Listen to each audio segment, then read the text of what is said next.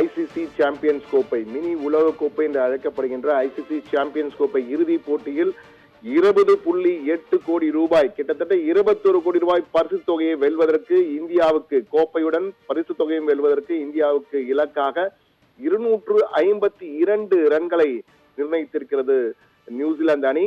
New Zealand தனக்கு நிர்ணயிக்கப்பட்ட 50 ஓவர்களில் 7 விக்கெட்டுகள் இழப்பிற்கு 251 ரன்களை எடுத்திருக்கிறது. எனவே இந்தியாவின் ரோஹித் சர்மா தலைமையிலான படை 252 ரன்களை எடுத்தால் கோப்பை, சாம்பியன்ஸ் கோப்பை மட்டுமல்ல, 20 கோடியே 80 லட்சம் ரூபாய் பரிசு தொகை, ரொக்க பரிசு தொகையும் கிடைக்க இருக்கிறது. அதற்காக தற்போது பிரேக்கிற்காக சென்றிருக்கிறார்கள். இன்னும் அரை மணி நேரத்தில் அவர்கள் விளையாட வர இருக்கிறார்கள். எனவே இந்தியாவுக்கு இலக்கு இருக்கிறது, கண்முன் இலக்கு தெரிந்துவிட்டது. இலக்கை நோக்கி ரோஹித்தின் படை முன்னேற இருக்கிறது. இன்னும் சற்று நேரத்தில் ஆட்டம் தொடங்க இருக்கிறது. இந்த நேரத்திலே இந்தியா மிக சிறப்பாக பந்து வீசி அவர்களுடைய ரன் குவிப்பு வேகத்தை கட்டுப்படுத்தியதில் என்றால் மிகையல்ல என்றுதான் கூற வேண்டும். குறிப்பாக வருண் சக்கரவர்த்தி, குல்தீப் யாதவும் மிக சிறப்பாக பந்து வீசினர். அவர்கள் டெரில் மிச்சல் மட்டும்தான் ஓரளவு சிறப்பாக விளையாடி 101 பந்துகளில் 63 ரன்களை எடுத்து மிக சிறந்த ஒரு ஆட்டத்தை மிடில் ஆர்டரில் கொண்டு வந்தார். ஆனால் இந்த ஆட்டத்தின் திருப்பு முனையாக பார்க்க வேண்டியது மைக்கேல் பிரேஸ்வெல்லுடைய ஆட்டம்தான். அவர் மிக சிறந்த ஆட்டத்தை கொடுத்திருந்தார் என்றுதான் கூற வேண்டும். அவர் பார்த்துக்கொண்டால் கிட்டத்தட்ட வெறும் 33 பந்துகள் என்றுதான் நினைக்கிறேன், 50 ரன்களை எடுத்து, அரை சதம் எடுத்து அந்த அணியினுடைய வெற்றிக்கு மிகப்பெரிய ஒரு பலமாக, வெற்றி என்பதை விட அந்த இலக்கை நிர்ணயிப்பதற்கு மிகப்பெரிய பலமாக இருந்திருக்க என்று கூற வேண்டும்.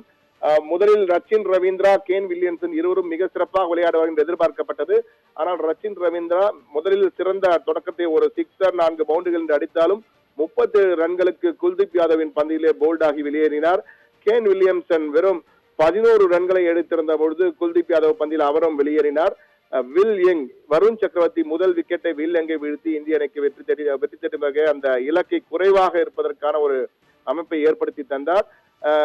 அதே போன்று மைக்கேல் பிராஸ்வெல் 40 பந்துகளில் 53 ரன்கள், 2 சிக்ஸர்கள் 3 பவுண்டரிகள் மூலமாக அதிரடியாக விளையாடி அந்த 251 என்ற இலக்கு செல்வதற்கு, ஒரு குறிப்பிடத்தகுந்த மெச்சத்தகுந்த இலக்கை அடைவதற்கு பிரேஸ்வெல்லுடைய ஆட்டம் தான் காரணமாக இருந்தது என்று கூற வேண்டும்.